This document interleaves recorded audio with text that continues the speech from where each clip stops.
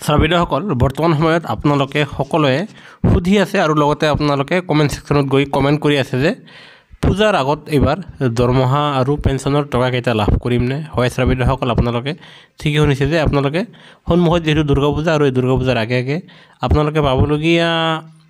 দৰমহাৰ টকা কেইটা আৰু পেঞ্চনৰ টকা কেইটা পাব কি নাপাব হেলৈ আমি ক'বলৈ ওলাইছো প্ৰথমতে আমি ক'বলৈ ওলাইছো পেঞ্চনৰ টকা কেইটা লাভ কৰিব আৰু তাৰ পিছত আমি দৰমহাৰ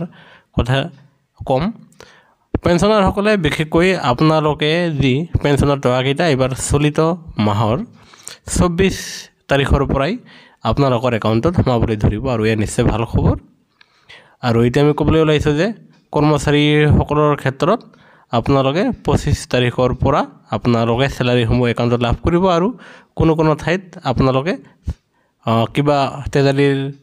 কামৰ ওপৰত সংগতি ৰাখি আপোনালোকে 26 তাৰিখৰ দিনাখন আপোনালোকে স্যালাৰি লাভ কৰিবই আৰু এইবাৰ আপোনালোকৰ পেঞ্চন আৰু স্যালাৰি বাঢ়ি নাহিব কিয়নো যি আপোনালোকৰ 3% দিয়ে বাঢ়িছে হে আপোনালোকৰ অক্টোবৰ মাহৰ দৰমহাৰ হৈতে হে আপোনালোকৰ দৰমহা আৰু পেঞ্চনসমূহ বৃদ্ধি পাব আৰু সদ্যহতে আপোনালোকে যোৱাবাৰৰ দৰে এইবাৰ সম পৰিমাণৰে দৰমহা আৰু পেঞ্চন পাবলৈ সক্ষম হ'ব হে